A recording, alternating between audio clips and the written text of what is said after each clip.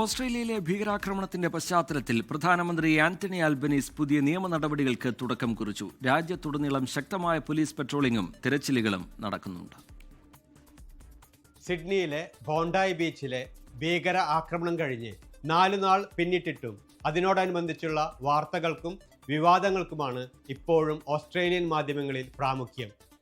ആക്രമണത്തിന് പദ്ധതിയിടുന്നു എന്ന ഇന്റലിജൻസ് റിപ്പോർട്ടിനെ തുടർന്ന് ഇന്ന് വൈകിട്ട് സിഡ്നിക്കടുത്തുള്ള ലിവർപൂളിൽ സായുധ പോലീസ് 7 പേരെ അറസ്റ്റ് ചെയ്തിട്ടുണ്ട്.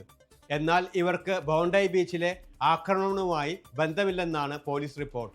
അറസ്റ്റിലായവർ സഞ്ചരിച്ചിരുന്ന കാറുകളെ പോലീസ് വാഹനം ഇടിച്ചു കയറ്റി നാടകീയമായിരുന്നു അറസ്റ്റ്.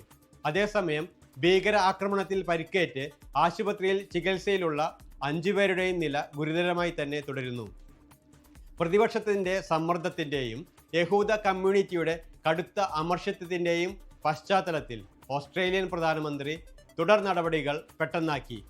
രാജ്യത്തെ എല്ലാവർക്കുമായി പൊതുവിദ്യാഭ്യാസ നയത്തിന് രൂപം കൊടുക്കുവാനും രാജ്യത്തെ ഭിന്നിപ്പിക്കാൻ ഇടയുള്ള വെറുപ്പിന്റെയും വിദ്വേഷത്തിന്റെയും പ്രസംഗങ്ങളും പ്രചാരണങ്ങളും നടത്തുന്നവരുടെ വിസ ക്യാൻസൽ ചെയ്ത് ശിക്ഷാ നടപടികൾ സ്വീകരിക്കാനും ഗൺ ലൈസൻസ് നേടുന്നതിനുള്ള നിയമ നടപടികൾ കൂടുതൽ കർശനമാക്കുവാനുമാണ് നടപടികൾ സ്വീകരിച്ചിരിക്കുന്നത്. ചില സംസ്ഥാനങ്ങൾ ഇതിനോടകം തന്നെ ഗൺ ലൈസൻസിന് നിയന്ത്രണം കൊണ്ടുവന്നു കഴിഞ്ഞു.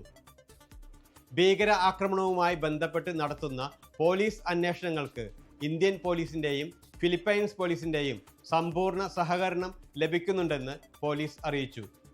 പാർലമെന്റ് സമ്മേളനം നേരത്തെ വിളിച്ചുകൂട്ടി നടപടികൾ പെട്ടെന്നാക്കണമെന്ന് പ്രതിപക്ഷ നേതാവ് സൂസൻ ലീ സർക്കാരിനോട് ആവശ്യപ്പെട്ടു. ഫെബ്രുവരിയിലെ പാർലമെന്റ് സമ്മേളനം നേരത്തെ നടക്കാനിടയുണ്ടെന്നാണ് സൂചനകൾ. 24 ന്യൂസിനു വേണ്ടി ഷാജു ഫ്രാൻസിസ്, ഓസ്ട്രേലിയ. ലോകത്തെവിടെയായാലും ഏത് സമയത്തും 24 വാർത്തകളും ഓഗ്മെന്റഡ് റിയാലിറ്റി പാക്കേജുകളും എക്സ്പ്ലെയിനറുകളും വിശദമായി കാണാൻ ഞങ്ങളുടെ യൂട്യൂബ് ചാനൽ നിങ്ങൾക്ക് സബ്സ്ക്രൈബ് ചെയ്യാം.